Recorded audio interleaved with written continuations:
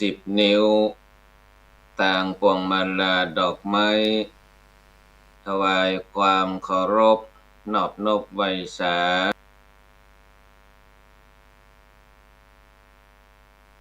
ถึงบุญคุณของผู้ที่ความรู้จากเขาที่มีผู้คือกำเนิดคือบิดามารดาแล้วนะพอเติบใหญ่มาก็ต้องศึกษาเราเรียนศึกษาความรู้ต่างๆแต่บางครั้งบิดามารดาก็เป็นครูคนแรกครูคนแรกของเราสอนตั้งแต่กินข้าวตั้งแต่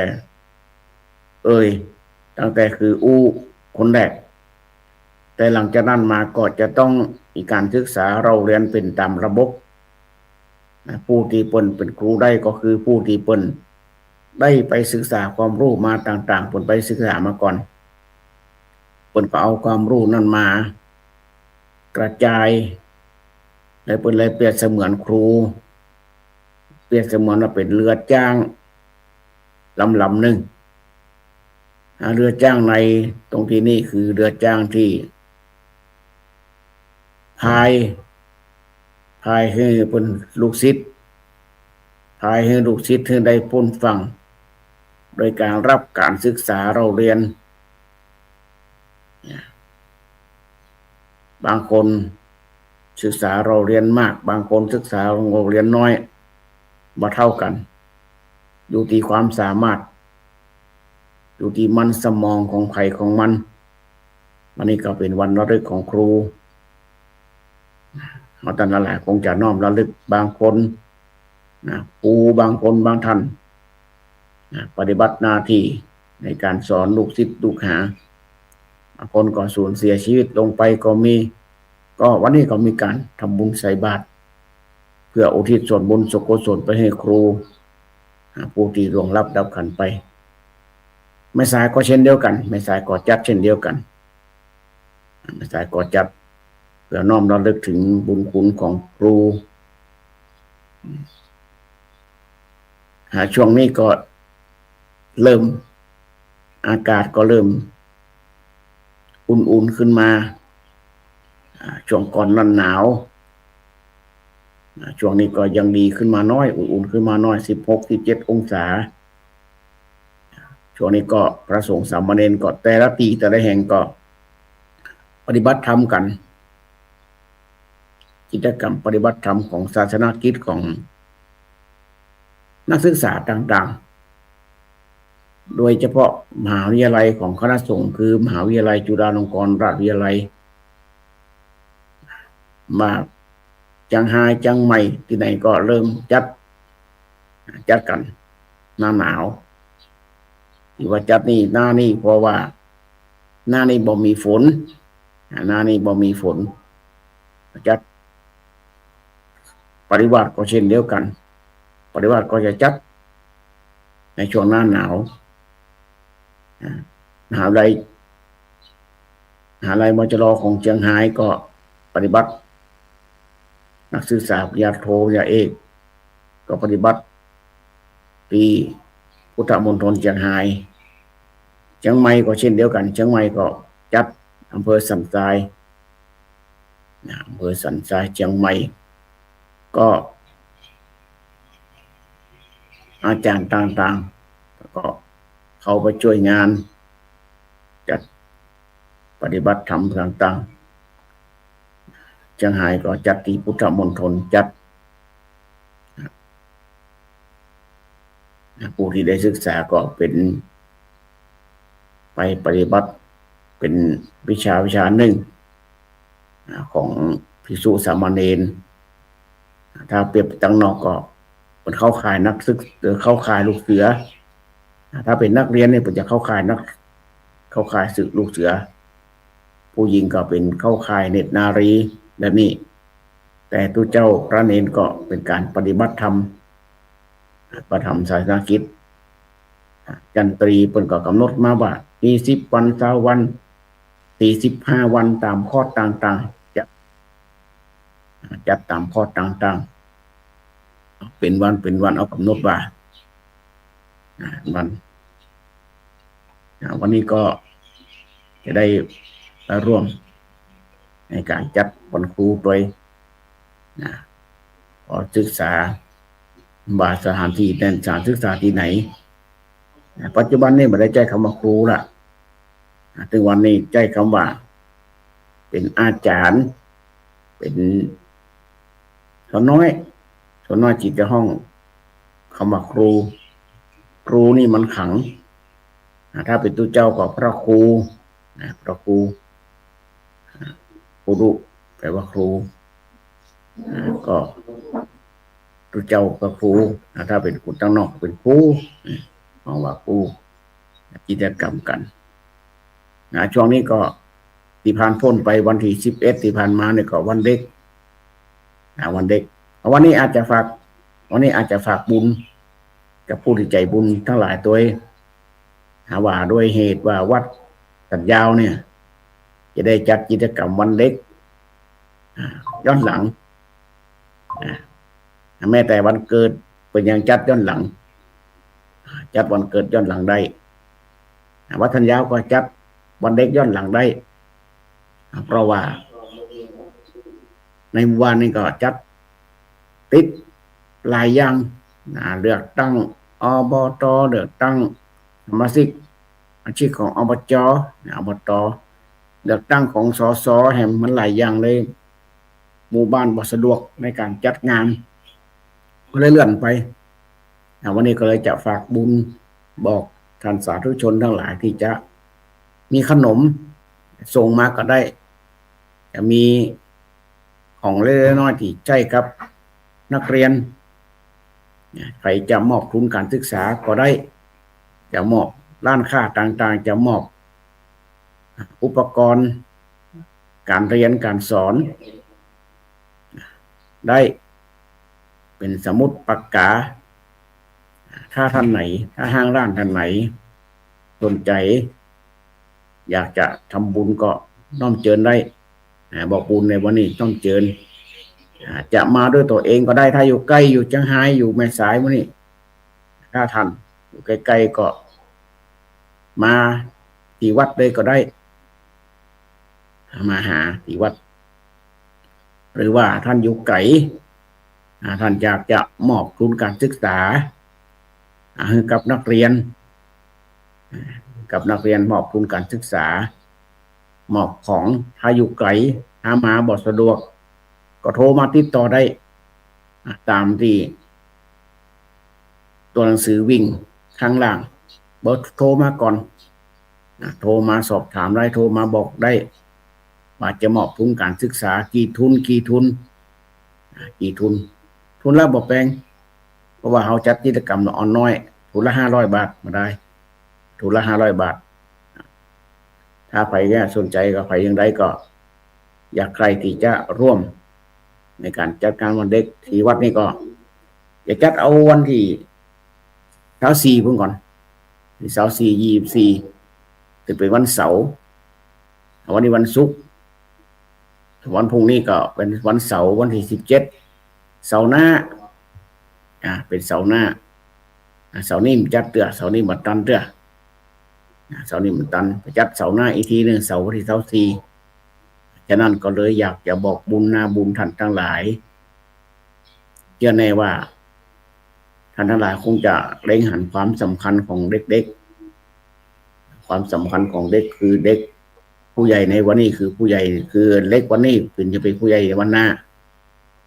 ถ้าเฮาท่านทั้งหลายได้มีระลึกช่วยเหลือเด็กยากจนก็มีก็แจ้งความจำนงได้ตามตัวเบอร์โทรวิ่งด้านล่าง0897592959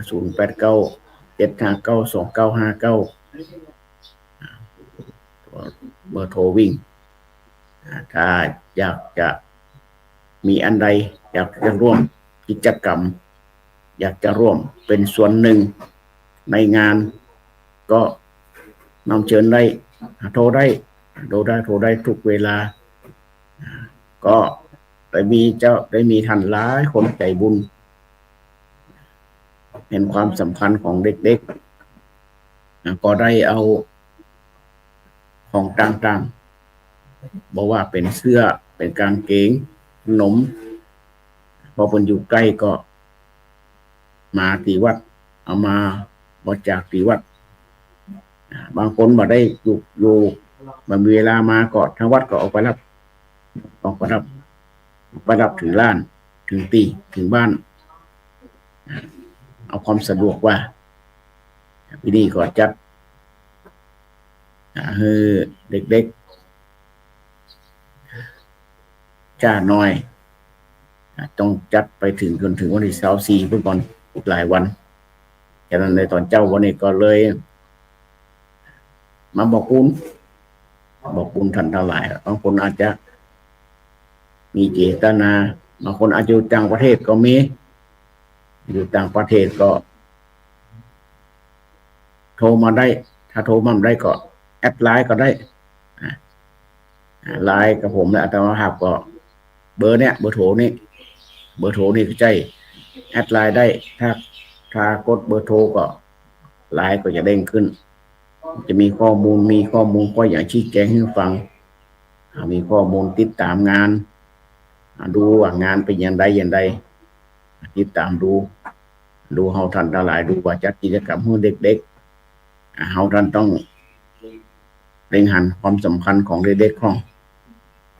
ว่าเด็กๆนี่บางคนนี่ก็ยากจนก็แทบจะพูดง่ายๆหาเจ้ากินคำบิดามารดาหาเจ้ากินคำบางคนนี่ก็พ่อแม่มีละพ่อแม่มีก็อยู่กับอยู่กับตากับยายก็แต่ผมได้ตามหาก็เลย อยากจะจัดวันเด็กแล้วก็มอบทุนการศึกษาให้เขาด้วยมอบทุนการศึกษาอย่างน้อยก็ปลอบใจอย่างน้อยก็ช่วยเหลืออนุเคราะห์เด็กๆในชุมชนประมาณ100 กว่าคนด้วยกันที่จะจัดมีประมาณ100 กว่าคนหลายหมู่บ้านเช่นเดียวกันหลายหมู่บ้านอนุเคราะห์ฉะนั้นก็ขอบอกซ้ำย้ำเติมในนาบุญผู้ใจบุญใจกุศลที่นึกถึงเด็กๆร่วมอย่างไรก็ขอได้โทรได้ติดต่อทางไลน์ได้หรือจะทาง Facebook ก็ได้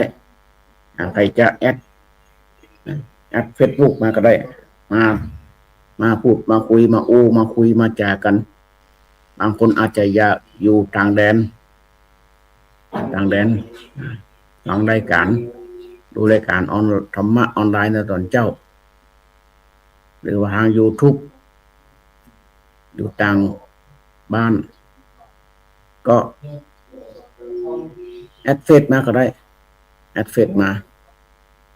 เฟซก็ในนามวรเขตโสภิตแอดมาแอดไลน์แอดเฟซมาคุยได้ทักมาทายได้มามาจาเรื่องต่าง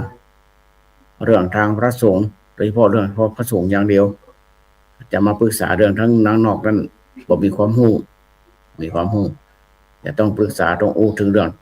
วัดอย่างเดียวทางวัดก็ผมอาตมาภาพก็เป็นรองเจ้าอำเภอของแม่สายเป็นผู้ที่ฝ่ายดูแลเกี่ยวกับการเผยแพร่ของทางพระพุทธศาสนาได้รับมอบหมายทางนี้ดูแลถึงกับเผยแพร่ก็ปฏิบัติหน้าที่มาได้5 ปีแล้วก็เป็นรองมาได้5 ปีมานี้แล้ว5 ปีก็ทำหน้าที่ไปเรื่อยๆทำหน้าที่ปฏิบัติหน้าที่ที่เขาได้รับมอบหมายเอาเนี่ยเผยแพร่อย่างไรก็อาจจะงานวันนี้เนี่ยก็เปรียบเสมือนเผยแพร่เหมือนกันเผยแพร่ให้เด็กเพราะว่าเด็กนี่ถ้าเขาจักจูงอย่างไรก็จะไปอย่างนั้นถ้าเขาจักมาทางวัดเขาก็จะมาวัดมาได้ห่างเหินนักเขาอยากจะใจกุศโลบายในการจัดกิจกรรมลูกหลานได้ชักได้จูงได้ดึงลูกหลานเข้ามาตีวัด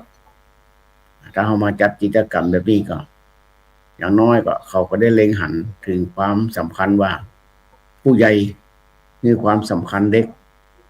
ความสำคัญในงานก็มีกิจกรรมรื่นเริงของเด็กๆอย่างเดียวเด็กอย่างเดียวแจกของรางวัลมอบของรางวัลมีความรู้ความสามารถอย่างใดก็เอามาโชว์นะเด็กมาโชว์ได้แล้วก็มอบทุนมอบอย่างมอบทุนการศึกษามอบของมอบอย่างมอบเสื้อมอบกางเกงมอบผ้าห่มล้วนแต่ได้ของบริจาคมาของบริจาคอีกจากผู้ใจบุญรอเป็นผู้ใหญ่ใจดีมาบริจาคมาของมามอบคือกับเด็กๆก็ดีใจเป็นผู้ใหญ่เยาวชนเด็กๆพวกนี้แหละจะเป็นกำลังในทางพระพุทธศาสนากำลังช่วยเหลือวันหน้ากำลังช่วยเหลือยิ่งปัจจุบันนี้ก็มีการสอนธรรมะพระเป็นพระสอนในโรงเรียนก็เอาความรู้ธรรมะต่างๆเข้าไปศึกษาเอาไปสอนให้กับนักเรียน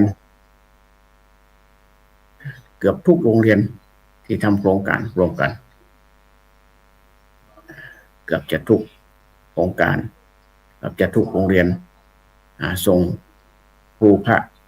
ไปสอนเขาแล้วนั่นก็จะเป็นกำลังในทางพระพุทธศาสนาเพราะว่าพระเนรเขาก็เริ่มน้อยลอยหล่อไปเรื่อยๆแต่ละวัดก็มีพระเนรบักกี่ลูกมีกี่ลูกเขาก็จะต้องได้กำลังจากเยาวชนจากเด็กๆกลุ่มนี้ที่จะเข้าถึงธรรมะต่างๆเข้ามารวมกิจกรรมรวมธรรมะต่างๆได้รับการศึกษาอบรมจากครูพระของแต่ละโรงเรียนจากนั้นก็อย่าลืมท่านทั้งหลายท่านแอดไลน์แอดเฟซมาได้มาบอกได้มารวมบุญกันได้ทุกอย่างเอาหมดถ้าต้องเป็นของเด็กอย่างเดียวนะเป็นของเด็กอย่างเดียวของผู้ใหญ่ยังบ่รับผู้ใหญ่มารับจะรับเฉพาะของเด็กถ้าท่านใดมีใจเจตนาก็แอดไลน์เข้ามาแอดไลน์ก็เหมือนโมโทที่ว่าตะกี้อยู่ที่ตัวหนังสือวิ่งจะแอดเฟซก็เข้ามาก็ได้แอดเฟซเข้ามาก็ได้นะคือความสัมพันธ์เด็กๆวันนี้เป็นวันผู้ที่คือความรู้ก็คือวันครูแล้วก็ช่วงนี้ก็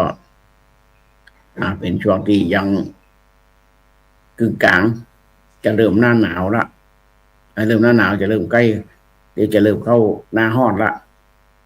ช่วงนี้ยังเป็นช่วงหน้าหนาวอยู่มกรานี่เดี๋ยวถ้ากุมภาขึ้นมาก็จะเริ่มละอากาศก็จะเริ่มเปลี่ยนแปลงมากำน้อยเปลี่ยนแปลงมาอากาศจะกลายเป็นร้อนเดี๋ยวก่อนหน้าร้อนก็จะลำบากหน้าร้อนลำบากไปไหนก็ลำบากร้อนเอาดูต้นไม้พอหน้าร้อนเนี่ยมองบ่มีใบบ่ปงใบบ่เขียวต้นไม้บ่เขียวแต่หน้าหนาวหน้าฝนเนี่ยโอ้ดูไหนสบายตาดูทางดอยทางภูเขาโอ้อิ่มตาดูไหนก็ชื่นใจหมดชื่นใจแต่ถ้าว่าเป็นหน้าร้อนนี่พอไหนดูไหนก็ห่อเหี่ยวกันตาดูที่ไหนก็เหี่ยวไปหมดต้นไม้ต้นหญ้าก็เหี่ยวนับจากนี้ไปก็แค่2 เดือนกว่าก็เดี๋ยวก็สงกรานต์แล้วปีใหม่แล้วสงกรานต์ปีใหม่เฮาก็แต่ที่ผ่านมานี่เป็นปีใหม่ล้านปีใหม่สากล1 มกรานี่เป็นปีใหม่สากล แต่ว่าเดี๋ยวเดือนเมษาก็จะเป็นปีใหม่ล้านนาปีใหม่ล้านนานี่ก็จะมีเฉพาะภาคเหนือต่างประเทศก็จะมีอยู่มีเป็นบางรัฐมีเป็นบางเมืองบางจังหวัดต่างประเทศที่มีวัฒนธรรมเหมือนกับล้านนามีหลายคนบอกว่าอพยพไปนี่อยู่ต่างประเทศนี่แต่ว่าเอาวัฒนธรรมไปตัวเอาศาสนาไปตัวศาสนาไปยกตัวอย่างเช่นคนไทยขืนไทยใหญ่ว่าเจียงตุงเมืองยองเมืองลา12 ปันนาเป็นเคลื่อนย้ายชุมชนต่างๆเคลื่อนย้ายหมู่บ้านต่างๆชุมชนต่างๆนี่มุดชุมชนนี่เพิ่นจะเอาวัดไปตัวเพิ่นจะเอาวัดเพิ่นจะเอาวัฒนธรรมไปตัวเอาไปที่ไหนไปตั้งที่ไหนนี่เพิ่นจะอันดับแรกคือจะไปรวมจิตรวมใจกันตั้งวัดก่อนตั้งวัดบ่มีพระพุทธรูปกะเพิ่นก็ปั้นเองเอาไม้มาถากมาแปลงก็เป็นพุทธรูปแต่ศักดิ์สิทธิ์ก็คือว่าเพิ่นทำด้วยจิตด้วยใจของเพิ่นศักดิ์สิทธิ์นี่คือชุมชนเก่าๆวัฒนธรรมเก่าๆที่เขาได้สืบทอดตั้งแต่ปู่ย่าตายายมามีทางล้านนาเขานี่มีวัฒนธรรมที่แยบยลนักมีรายละเอียดนักมีปลีกย่อยนักขลังศาสนาพิธีต่างๆทางล้านนาเนี่ยขลังเขาต้องยะคือดูศักดิ์สิทธิ์มันถึงจะเกิดความศักดิ์สิทธิ์ขึ้นมาได้เอาตัวอย่างให้มันดีๆเนี่ยความเกิดความศักดิ์สิทธิ์ยกตัวอย่างเช่นภาคอื่นๆนี่คนมามีภาคอื่นมามีประเทศอื่นมามียกเว้นที่เอาทำล้านนาไปยกตัวอย่างเช่นขันตั้งเนี่ยขันตั้งครูนี่มีแต่ล้านนาได้ครบล้านนานี่โอ้ขันครูนี่ต้องมีครบมีเบียร์มีหมากมีปูมีเมี่ยงมีบุหรี่โอ้ครบมีผ้าขาวผ้าแดงนี่ล้วนแต่เป็นกุศโลบายของผู้เฒ่าผู้แก่บรรพชนทั้งหลายได้เนี่ยไว้ทำไว้เขาท่านทั้งหลายเขาก็เลยสืบต่อกันมาจนถึงปัจจุบันนี่เขามีผู้ที่ทำมาก่อนมาก่อนทำมาก่อนหันผลก่อนเอาโดยจิตโดยใจกันโดยจิตโดยใจเป็นกุศโลบายของบรรพชนต่างๆสมัยก่อนได้ทำไว้ไว้วันเจ้าวันนี้ก็ได้ครึ่งเดือนละอย่างกายเข้ามานี่แป๊บเดียวก็เข้ามาครึ่งเดือนละฉะนั้นเอาท่านทั้งหลายก็จงรีบอย่ามัวรอจ้าถ้าจะเนี่ยอันใดจะทำอันใดพอคิดอย่างไรได้ก็เอาเลยอย่าไปรอถ้าคิดว่ามันดีทำแล้วมันดีอย่ารอจ้าต้องเร่งรีบเนี่ยในวันนี้ก็เอามาปากับวันศุกร์ที่16เป็นครูวันนั้นก็ขออวยพรให้กับคณะครูทั้งหลายที่ท่านได้สั่งสอนอบรมสั่งสอนลูกศิษย์ลูกหามาบางคนก็ยังทำงานทำการอยู่บางคนก็ได้เกษียณลงไปแล้วก็มีบางคนก็อายุขันไปแล้วก็มีฉะนั้นในวันนี้วันครู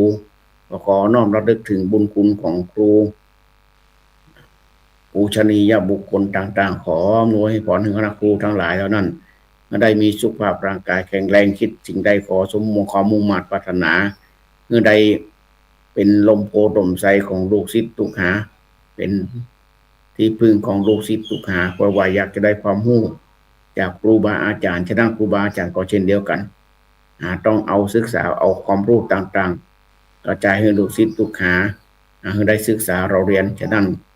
ขอให้ท่านทั้งหลายได้มีอายุมันยืนยาวมีสุขภาพร่างกายแข็งแรง